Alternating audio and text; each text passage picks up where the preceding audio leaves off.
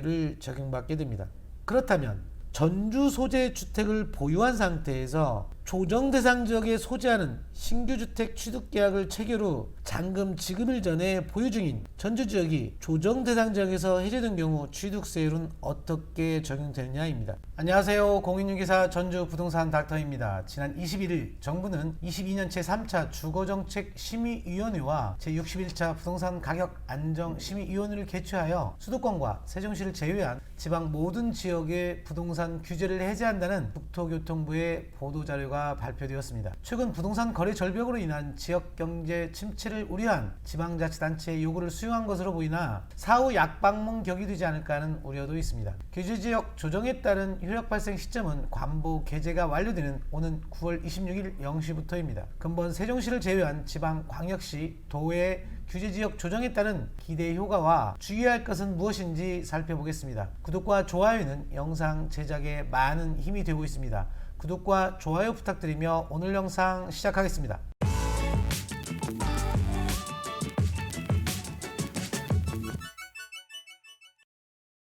조정 대상 지역 해제 관련 국토교통부의 보도자료와 조정 대상 지역 해제로 착각하면 안 되는 내용은 무엇인지 짚어보겠습니다. 지난 6월 30일 개최되었던 제2차 주거정책 심의위원회에서 하반기 시장 상황에 따라 필요할 경우 연말 이전이라도 규제지역을 조정할 수 있다고 논의된 바 있었는데요. 이번 심의 결과 세종시를 제외한 지방 및 일부 수도권 외곽지역의 조정 대상 지역을 해제하고 서울, 경기를 제외한 인천, 세종 지역은 투기 과열지구를 해제하기로 결정하였습니다. 근본 결정의 배경에는 최근 주택가격 하락폭이 확대되고 금리 상승 등 하향 안정 요건이 증가하였으며 특히 지방의 경우 가격 하락폭 확대와 미분양 증가 등을 감안 선제적인 규제지역 해제 필요성을 인식한 것으로 보입니다. 다만 수도권은 대체적으로 하락세가 이어지고는 있으나 서울 및 인접지역은 아직도 주택가격이 높은 수준이고 하락 전환 기간도 길지 않은 점 등을 고려하여 규제지역을 유지하고 추후 시장 상황을 모니터링하기로 하였습니다. 세종시의 경우 최근 지속 확대된 주택가격 하락폭 등을 감안하여 투기 과열지구를 해제하되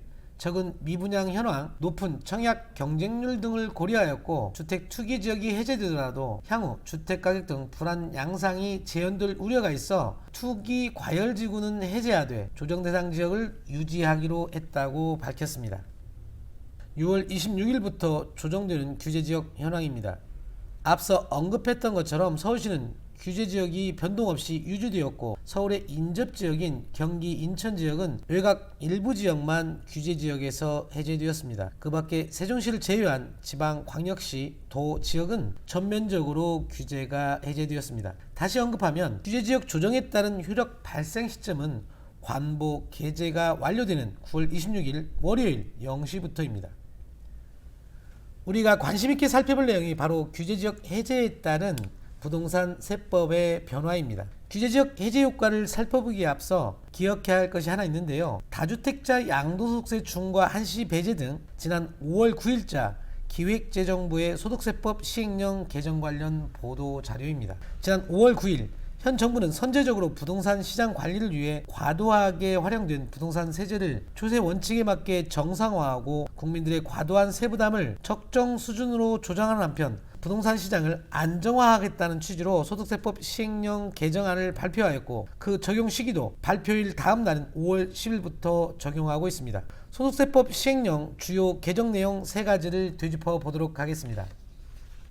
먼저 다주택자 양도세 중과를 22년 5월 10일부터 23년 5월 9일까지 1년간 한시적으로 배제하겠다는 내용입니다. 현행 다주택자 양도소득세 중과는 다주택 소유세대가 조정지역 내 소재하는 주택을 양도할 경우 기본세율의 2주택자는 20%, 3주택 이상 세대는 30%를 추가 과세하고 장기보유 특별공제 적용을 배제하고 있었습니다. 그런데 5월 9일 소득세법 시행령 개정안을 발표하면서 조정 대상 지역 내 주택을 22년 5월 10일부터 23년 5월 9일까지 1년 동안 한시적으로 2년 이상 보유한 주택을 양도하는 경우 다주택 보유 세대라고 하더라도 추가세율 적용 없이 기본세율만 적용하고 무엇보다 장특공제도 적용해 주겠다라고 하였습니다. 따라서 근본 규제지역 조정으로 조정대상 지역이 해제된 지역은 다주택자라고 하더라도 주택 양도시 중과세율이 적용되지는 않게 되었습니다. 왜냐하면 다주택자 양도소득세 중과세는 조정대상 지역 소재주택을 양도하는 경우에만 적용되기 때문입니다. 따라서 조정대상 지역이 해제되었다면 다주택자라고 하더라도 중과세 적용 여지가 없다는 얘기입니다. 다음은 1세대 1주택 양도소득세 비과세 보유 및 거주기간 재기산 제도가 폐지되었습니다. 양도소득세 비과세는 비조정지역에서 1세대가 1주택을 2년 이상 보유한 경우 취득 당시 조정 대상 지역이었다면 2년 이상 보유와 2년 이상 거주권을 모두 충족하고 양도하는 경우 비과세가 적용됩니다. 그런데 소득세법 시행령 개정 전까지는 다주택자가 1주택을 제외한 모든 주택을 양도하고 남은 최종 1주택의 비과세를 받기 위해서는 최종 1주택이 된 시점부터 다시 보유 및 거주기간 요건을 충족해야만 최종 1주택의 비과세가 가능했습니다. 그런데 지난 5월 10일 양도문부터 이런 재기산 제도가 폐지되었기 때문에 총전주택을 과세로 양도한 후 남은 최종 1주택을 비과세 받기 위한 보유 및 거주기간은 다시 기산하지 않고 해당 주택 취득일로부터 기산하게 되었습니다. 다만 근본 조치로 조정대상 지역이 해제된 이후 양도하는 경우라도 최종 1주택을 취득할 당시 조정대상 지역이었다면 해당 주택의 비과세를 받기 위해서는 2년 이상 보유 요건뿐 아니라 2년 이상 거주 요건까지 충족해야 된다는 점을 반드시 기억해야 할 것입니다. 다음은 이사 등으로 인한 일시적 1세대 2주택 비과세 요건이 완화되었습니다. 일시적 1세대 2주택 비과세란 종전주택 취득 후 1년 이상의 기간을 두고 신규주택을 취득해서 2주택이 된 경우 신규주택 취득일로부터 일정 기간 내에 종전주택을 처분하는 경우에는 1세대 1주택처럼 12억 원까지 비과세를 적용해주는 특례 규정이었습니다. 이때 종전 규정에 따르면 종전주택과 신규주택이 모두 조정 대상 지역에 소재하는 경우에는 반드시 1년 이내에 종전주택을 처분해야 하며 만일 신규주택의 세입자가 거주 중인 경우에는 2년 이내에 종전주택을 처분하고 신규주택으로 세대 전원이 이사하는 경우에만 종전주택에 대한 비과세 적용이 가능했습니다.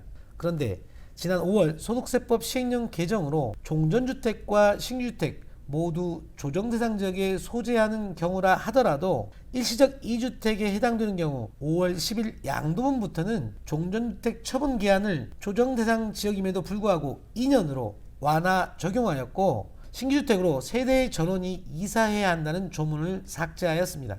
그런데 근본 조정대상 지역 해제로 지방의 경우에는 종전주택을 신규주택 취득일로부터 3년 이내에 처분하는 경우 비과세 적용이 가능하게 되었습니다. 그런데 여기서 주의해야 할 것이 있습니다. 근본 규제지역 조정으로 9월 26일부터 조정대상 지역이 해제되었다 하더라도 조정대상 지역 해제 전에 일시적 2주택이 된 경우라면 종전주택은 신규주택 취득일로부터 2년 이내에 처분해야만 종전주택의 비과세가 가능하다는 점입니다. 그렇다면 이 사례의 경우에는 어떻게 적용이 될까요? 조정대상 지역 소재하는 주택을 보유한 상태에서 1년이 경과되었고 조정대상 지역 신규주택 취득 매매 계약을 체결하고 잔금일이 도래하기 전에 근본 조치로 종전주택 또는 신규주택 소재지 중 한 곳이 조정대상 지역에서 해제되었다면 종전주택을 언제까지 처분해야 비과세 적용이 가능할까입니다. 즉 종전주택을 신규주택 취득일로부터 2년 이내에 처분해야 하는지 아니면 3년 이내에 처분해야 하는가입니다.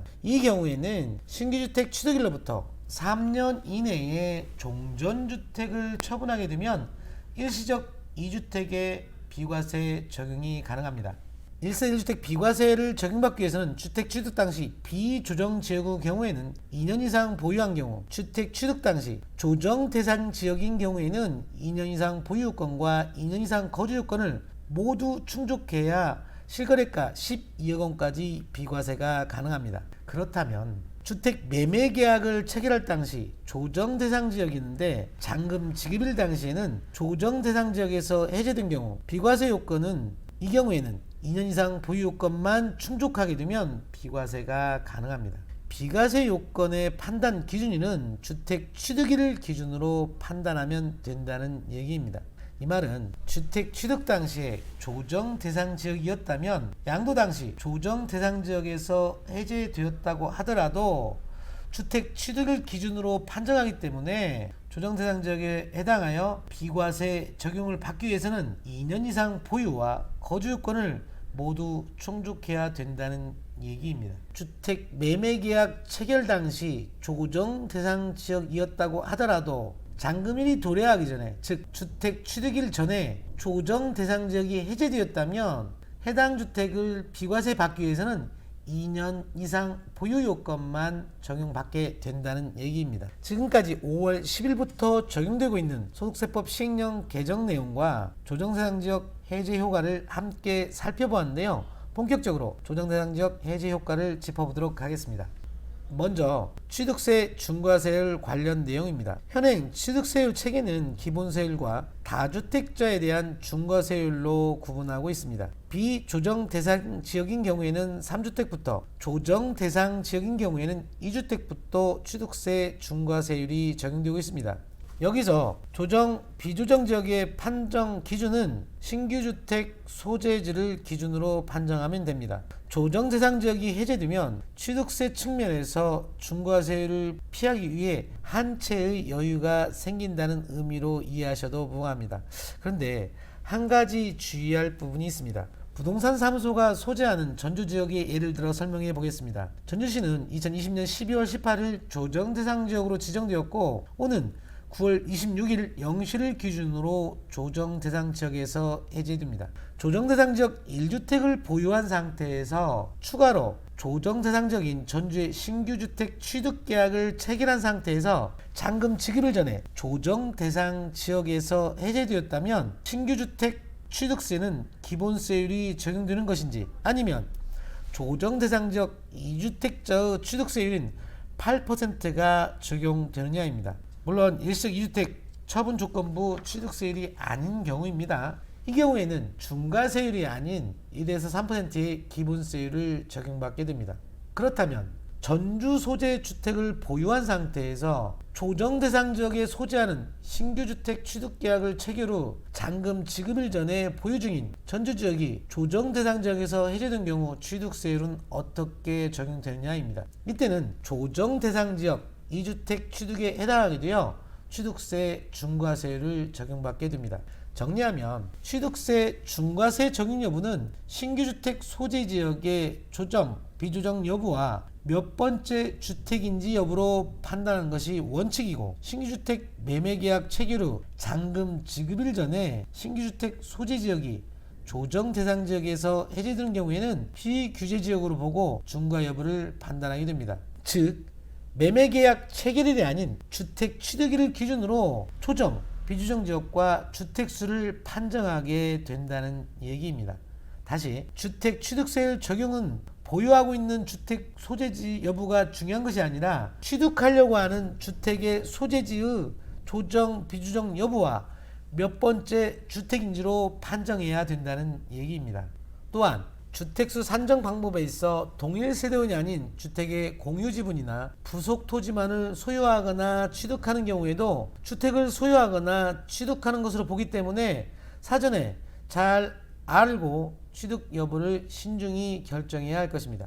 조정 대상 지역 해제 효과는 조정 대상 지역으로 강화된 요건을 이해하고 있으면 참 쉽긴 할 텐데요. 먼저 분양권 전매 제한 관련 내용입니다. 분양계약 체결 당시 조정 대상 지역인 경우 소유권 이전 등기 시까지 분양권 전매가 제한되었습니다. 그런데 조정지역이 해제되면 분양권의 전매 제한 기간도 없어지게 됩니다. 그런데 현재 분양권의 양도소득세가 1년 미만 70%, 1년 이상 보유 경우에도 60%가 적용되고 있기 때문에 분양권에 있어 조정지역 해제 효과는 그렇게 크게 다가오지는 않을 것 같습니다. 다음은 금융규제 완화 내용인데요. 조정대상 지역은 원칙적으로 2주택 이상 세대는 주택담보대출이 금지됩니다. 조정대상 지역이 해제되면 2주택자라고 하더라도 주담대가 가능하게 된다는 얘기입니다. 또한 담보 인정 비율이나 총부채 상환 비율이 상향 적용됩니다. 그럼 뭐예요? DSR로 규제하고 있는데 DSR 규제가 풀리기 전까지는 이것도 아무 의미 없다. 다음은 자금 조달 계획서 의무가 사용됩니다. 조정대상자에게 소재하는 주택을 매수하는 경우 매수자는 거래가격과 무관하게 자금 조달 계획서를 제출해야 합니다. 그런데 조정 대상 지역에서 해제된 비규제 지역의 경우에는 주택 매매 가격이 6억 원 이상인 경우에만 자금 조달 계획서를 제출하게 됩니다. 이게 자금 조달 계획서가 아무것도 아닌 것 같지만 사실 아무것도 아닌 게 아닙니다. 결국은 증여로 추정되는 경우가 다 이 자금 조달 계획서를 기반으로 적발되고 있는 것입니다. 다음은 종합부동산세율 인하입니다. 비조정지역과 조정지역의 현행 종합부동산세율은 더블 수준이었는데요. 종부세는 이미 손질 중이기도 하고 일단 국회를 통과해야 하기 때문에 별도의 거론하지 않겠습니다. 당초 일부 지역을 완화하는 핀셋 해제가 예상되었으나 정부가 지방의 부동산 규제 전면 해제 카드를 꺼내든 것은 부동산 시장 침체 강도가 예상을 뛰어넘고 있다는 판단에서일 것입니다. 일부 언론에서는 이번 규제지역 해제 결정이 담보 인정 비율이나 총부채 상환 비율 등 대출 규제나 거래 규제 완화로 직결돼 얼어붙은 지방 부동산 시장의 숨통이 트일 전망이라고는 하지만 DSR 규제가 여전하고 이미 금리 인상이 시작되었기 때문에 이번 조치로 당장 얼어붙어 있는 부동산 시장이 살아날 가능성은 높지 않다는 것이 부동산 전문가들의 시각입니다. 따라서 규제지역 해제 효과가 어떻게 나타날지는 좀 더 두고 보아야 할 것입니다. 다만 개인 입장에서 본다면 규제지역이 해제되어도 여전히 적용되고 있는 규제 내용 등을 잘 알고 현명하게 대처해야 할 것입니다. 여러분의 슬기로운 부동산 생활을 응원하겠습니다. 끝까지 시청해 주셔서 감사합니다.